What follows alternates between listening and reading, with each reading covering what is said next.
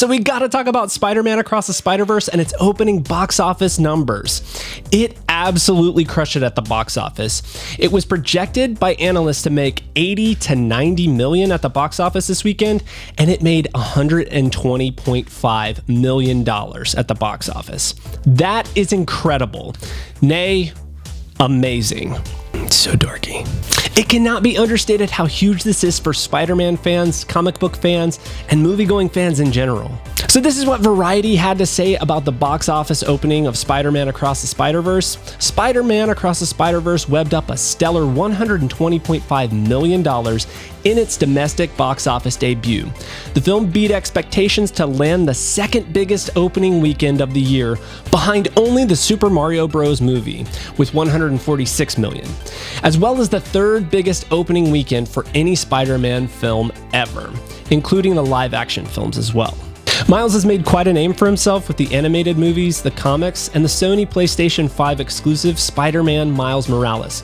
It's a fantastic game, great story, and it's a shorter game, so it's pretty easy to play, and the gameplay mechanics are super fun.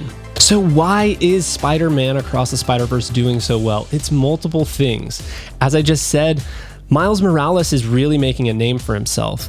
Something that's great is his dynamic with Peter B. Parker, or with Peter Parker in the video games. He has such a great mentor-mentee relationship with Spider-Man, with Peter Parker. It's just something where the characters are so well done. His relationship with Gwen really works. It hints at possible romance, but doesn't quite fully go there, which leaves you wanting more.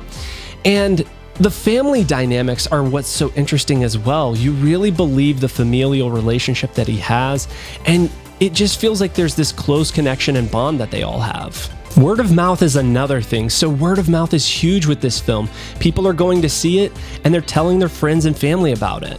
And excellence. This movie is excellent, and so people reward excellence. If you have something that is just incredible, people are going to talk about it and they're going to tell their friends about it, so people are going to see this movie. Sony's animated sequel is benefiting from great reviews and positive word of mouth, as well as goodwill from its predecessor, 2018's Oscar-winning Spider-Man Into the Spider-Verse. Initial ticket sales were significantly higher than the first film, which introduced audiences to Miles Morales and the idea that anyone can wear the mask, and opened to just $35.5 million. But it proved to have enduring appeal and stuck around in theaters for a while, ending its run with $190 million in North America and $384 million globally. So again, this movie, Across the Spider-Verse, made $120.5 million in its opening weekend, which is incredible. The other made $35.5 million in its initial opening weekend. It got an Oscar for animated film in the year 2018, and that really helped bolster the audience. When a film wins an Oscar, it gets that Oscar buzz around it. People are talking about it. They're saying, what is this animated Spider-Man film that everyone's talking about? I need to go check it out.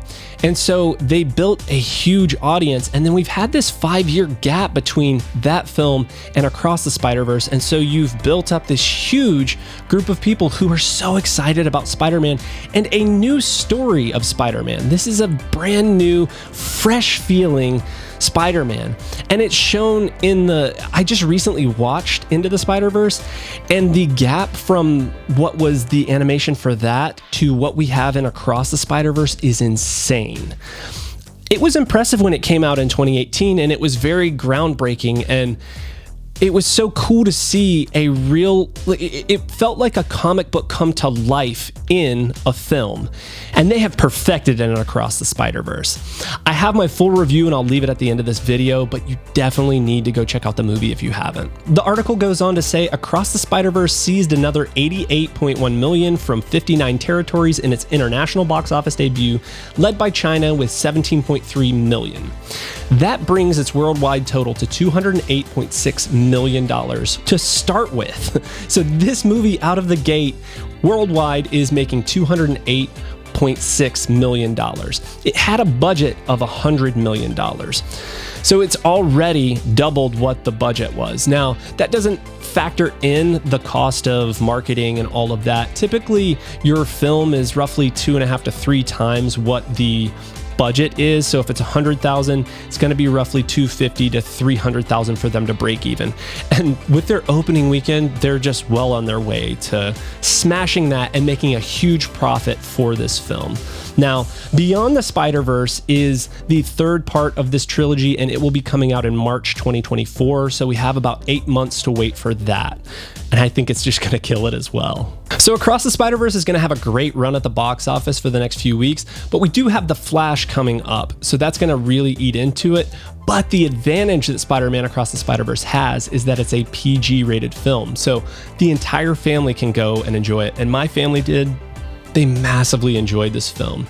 They were slightly disappointed because it doesn't have a complete ending or conclusion, and they're somewhat saving that for the final Beyond the Spider-Verse. The Variety article finishes out to say, Joaquim Dos Santos, Kemp Powers, and Justin K. Thompson directed the PG-rated Across the Spider-Verse, which cost $100 million. Audiences awarded the film an A cinema score, while critics bestowed it with a 95% average on Rotten Tomatoes.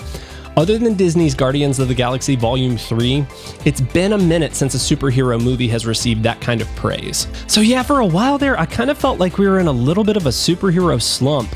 Movies were coming out and they were good, but they weren't great.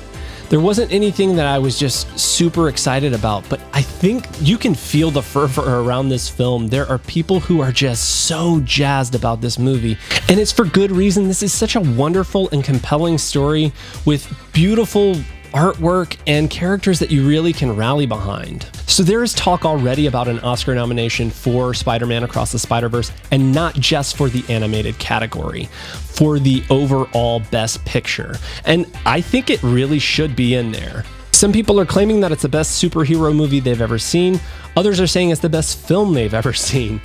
It is probably the prettiest film I have ever seen. It is the most gorgeous movie that I have laid eyes on. This is just so artistic and gorgeous. So when you're not just absolutely mesmerized by what's going on the screen with the colors and with the art style, you're given a really compelling narrative and a character that you really want to root for and get behind. In Into the Spider-Verse, it was much more of a first-person perspective around Miles, but this one is far more third-person, and we are going to tell multiple different stories of multiple different characters. If you want to see my full review of Spider-Man Across the Spider-Verse, click here. Make sure to subscribe, and I will catch you in the next one.